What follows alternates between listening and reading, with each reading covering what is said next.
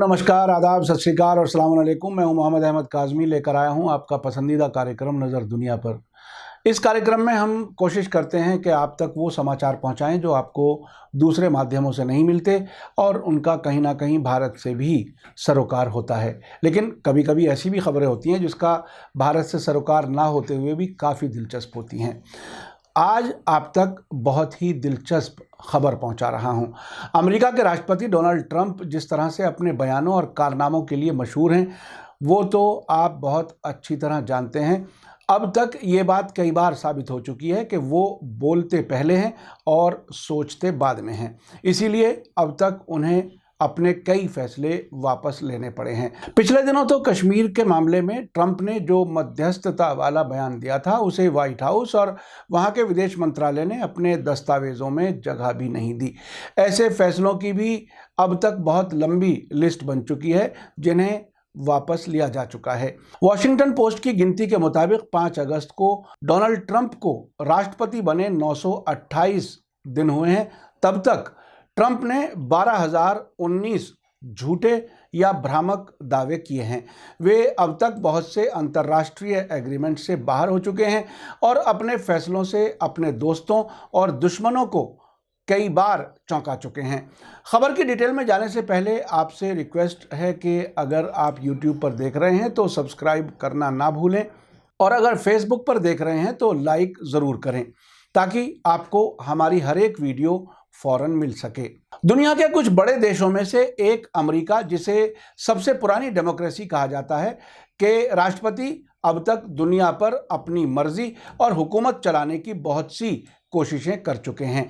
अब से पहले अमेरिका के राष्ट्रपति बहुत से देशों में अपनी मर्जी की हुकूमतें चाहते हैं और जहां कहीं उनकी पसंद की हुकूमत नहीं होती, वहां सरकार बदलने के लिए फौजी कार्रवाई भी करते हैं। ऐसा भी होता रहा है कि या तो मुल्क अमेरिका के हिसाब से अपने फैसले करे, नहीं तो अमेरिका बहादुर वहां सरकारें बदलवाने की न सिर्फ धमकी देता है बल्कि कई मुल्कों की सरकारें भी पलट दी हैं। अब वो डेनमार्क राजशाही के स्वायत्त देश यानी सॉवरन कंट्री ग्रीनलैंड को खरीदने की ख्वाहिश कर रहे हैं। डोनाल्ड ट्रंप ने ऐसी ख्वाहिश पिछले दिनों जाहिर की है। उनके इस बयान से विश्व भर में बहुत से लोग अचंभे में हैं, जबकि कुछ इसे मजाक समझ रहे हैं। कुछ लोग ऐसे भी हैं जो इसे एक सीरियस खबर के तौर पर ले रहे हैं। विकिपीडिया के मुताबिक ग्रीनलैंड डेनमार्क राजशाही के अधीन एक स्वायत्त यानी सॉवरन देश है जो आर्कटिक और अटलांटिक महासागर के बीच कनाडा आर्कटिक द्वीप समूह के पूरब में मौजूद है। हालांकि ज्योग्राफिक तौर पर यह नॉर्थ अमेरिका महाद्वीप का हिस्सा है, लेकिन 18वीं सदी के बाद से यूरोप खास तौर पर डेनमार्क से राजनीतिक तौर से जुड़ा हुआ है। बीबीसी का कहना है कि ग्रीनलैंड अमेरिका के लिए स्ट्रेटेजिक तौर पर बहुत अहम है। ट्रंप की तरफ से खरीदने की बात पर ग्रीनलैंड की सरकार ने साफ कह दिया है कि वो दुनिया के दूसरे देशों की तरह अमेरिका से भी व्यापार कर सकते हैं, लेकिन वे बिकाऊ नहीं हैं। अब सवाल ये उठता है कि आखिर डोनाल्ड ट्रंप ग्रीनलैंड को क्यों खरीदना चाहते हैं। बीबीसी के मुताबिक अमेरिका के राष्ट्रपति डोनाल्ड ट्रंप ने दुनिया के इस सबसे बड़े द्वीप को खरीदने की इच्छा जाहिर करते हुए कहा था कि उन्हें अच्छा लगेगा अगर अमेरिका दुनिया के सबसे बड़े द्वीप को खरीद ले, लेकिन ग्रीनलैंड का अपने बिकाऊ ना होने का ये बयान भी बेहद अहम है। हाल ही में अमेरिकी राष्ट्रपति ने अपने सलाहकारों के साथ डेनमार्क के स्वायत्त क्षेत्र ग्रीनलैंड को खरीदने के बारे में चर्चा भी की थी। इससे लगता है कि वे ग्रीनलैंड को खरीदने में काफ़ी सीरियस हैं। ग्रीनलैंड की सरकार ने अमेरिकी राष्ट्रपति के इस विचार को सिरे से खारिज कर दिया है। उनका कहना है कि हम व्यापार करने के लिए उनका स्वागत करते हैं, लेकिन हम बिकने के लिए तैयार नहीं हैं। ग्रीनलैंड के प्रीमियर यानी प्राइम मिनिस्टर किम किलसेन ने कहा है कि ग्रीनलैंड बिकाऊ नहीं है, मगर ये व्यापार और दूसरे देशों के सहयोग के लिए तैयार है, जिसमें अमेरिका भी शामिल है। इस सिलसिले में ग्रीनलैंड के विदेश मंत्रालय की तरफ से एक बयान जारी किया गया है जिसमें कहा गया है कि ग्रीनलैंड कीमती संसाधनों जैसे कि खनिज, सबसे शुद्ध पानी, बर्फ, मछलियों के भंडार, सी फूड, क्लीन एनर्जी के साधनों से संपन्न है। हम व्यापार करने के लिए आज़ाद हैं, लेकिन बिकाऊ नहीं हैं। ग्रीनलैंड के फॉर्मर प्राइम मिनिस्टर लॉर्ड्स लेवेके रासमुसेन ने ट्वीट में कहा है कि ये ज़रूर अप्रैल फूल 1 अप्रैल के मौके पर किया गया मजाक है, लेकिन अभी इसकी कहीं से भी ज़रूरत नहीं थी। वहाँ के सांसद आजा चमेंटिस लार्सन भी उन लोगों में शामिल हैं जिन्होंने राष्ट्रपति ट्रंप की बात को रिजेक्ट किया है। उन्होंने ट्विटर पर इसके बारे में लिखा है कि ट्रंप को ग्रीनलैंड खरीदने की कोई ज़रूरत नहीं, उनको धन्यवाद। इस खबर को सबसे पहले अमेरिका के बड़े अखबार वॉल स्ट्रीट जर्नल ने छापा था। इस अखबार के मुताबिक डोनाल्ड ट्रंप ने गंभीरता के माहौल को बदलते हुए ग्रीनलैंड को खरीदने की बात कही थी। हालांकि बहुत से मीडिया ऑर्गेनाइजेशंस ने इस पर मतभेद जताया है। कुछ मीडिया वालों का यहां तक मानना है कि ट्रंप ने ये बात गंभीरता से कही थी, वहीं कुछ ऐसे भी हैं जो मानते हैं कि ये मजाक था। ग्रीनलैंड के एक अखबार सर सियाक के एडिटर इन चीफ पॉल क्रारूप ने बीबीसी को बताया है कि उन्हें यकीन नहीं हो रहा है कि ट्रंप ने ऐसा कहा है। उन्होंने आगे कहा है कि ग्रीनलैंड एक स्वायत्त क्षेत्र यानी सॉवरेन टेरिटरी है और इसको इसी तरीके से देखा जाना चाहिए और इज्जत देनी चाहिए। ये बिल्कुल ऐसा ही है कि किसी को अपने घर में खुशहाल रहते हुए कोई दूसरा आदमी उससे कहे कि आप अपना घर बेच दो, मैं उसका खरीदार हूं।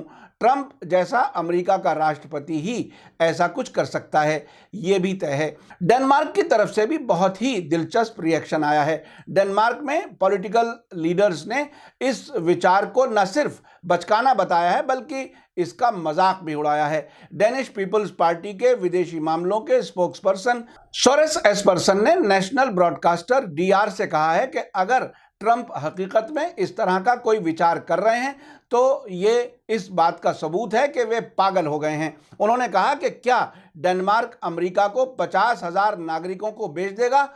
ऐसा सोचना भी कितना हास्यास्पद यानी फनी है। ग्रीनलैंड के नेचुरल रिसोर्सेज को डोनाल्ड ट्रंप की तरफ से खरीदने की बात की असल वजह माना जा रहा है। ग्रीनलैंड के कोयला, तांबा, जस्ता और बहुत से रिसोर्सेज की वजह से ग्रीनलैंड पर अमेरिका इंटरेस्ट रखता है। साथ ही ये बात भी सही है कि हालांकि ग्रीनलैंड खनिजों के मामले में काफ़ी रिच है, लेकिन वो अपने बजट के 2/3 हिस्से के लिए डेनमार्क पर ही डिपेंड करता है। वहाँ आत्महत्या और शराबखोरी के मामले बहुत ज़्यादा हैं और बेरोजगारी भी चरम पर है। ग्रीनलैंड एक सॉवरेन देश है, लेकिन ऊपरी तौर पर डेनमार्क का उस पर कंट्रोल है। पिछले कई सालों से अमेरिकियों और डेनमार्क के लोगों ने ग्रीनलैंड और उसकी राजधानी नुक में ज़्यादा निवेश यानी इन्वेस्टमेंट नहीं किया। वहाँ की इकोनॉमिक हालत भी बहुत अच्छी नहीं है। हर दिन यहाँ एक जगह कुछ लोग इकट्ठे होकर सामान बेचते हैं जिससे कुछ नकदी इकट्ठा होती है।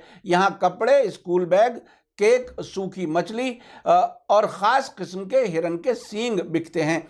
1979 में डेनमार्क ने ग्रीनलैंड को आज़ाद कर दिया था और 2008 में ग्रीनलैंड ने स्थानीय सरकार को अधिक पावर ट्रांसफ़र के हक में मतदान दिया था, जो अगले वर्ष लागू हो गया। इसके बाद से डेनमार्क की शाही सरकार के अधिकार क्षेत्र में यहाँ का सिर्फ विदेशी मामलों, सुरक्षा और आर्थिक नीति तक ही सीमित रह गया है। ग्रीनलैंड दुनिया का 12वां सबसे बड़ा देश है और ब्रिटेन से 10 गुना और ऑस्ट्रेलिया और अंटार्कटिका को छोड़कर दुनिया का सबसे बड़ा द्वीप है।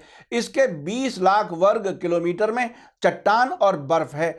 जनवरी 2019 के आंकड़ों के मुताबिक यहाँ 57,674 लोग रहते हैं, जो इंग्लैंड के लगभग एक शहर के बराबर हैं। यहाँ की 88% जनसंख्या इन्यूट और स्कैंडिनेवियाई है, जो ग्रीनलैंडिक, एस्किमो, अलेत भाषाएं बोलते हैं। अक्सर लोग डेनिश भी बोलते हैं। ग्रीनलैंड एरिया के हिसाब से दुनिया का सबसे बड़ा द्वीप है, जो अपने आप में एक महाद्वीप नहीं है। 1950 की दहाई के बाद से साइंटिस्ट्स का ये ख्याल है कि ये देश हकीकत में 3 अलग अलग द्वीपों से बना है, जो ग्लेशियर के जरिए से एक दूसरे से जुड़े हुए हैं। देखा आपने सुपर पावर होने का घमंड किस हद तक शर्मनाक काम करा देता है। यह बिल्कुल इसी तरह से है कि कोई पैसे वाला इंसान घमंड में यह समझने लगता है कि वो कुछ भी खरीद सकता है, जबकि किसी का घर उसका अपना होता है और वहाँ उसकी हुकूमत और अधिकार होता है।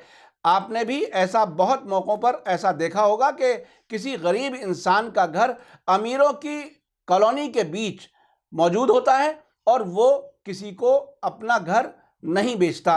कहीं भी और कभी भी प्रॉपर्टी तभी खरीदी जा सकती है जबकि उसका मालिक बेचने को तैयार हो।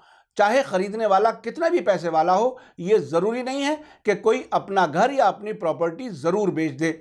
अब ये बात अमेरिका के राष्ट्रपति डोनाल्ड ट्रंप को कौन समझाए और ये कौन बताए कि हर चीज़ खरीदी नहीं जा सकती।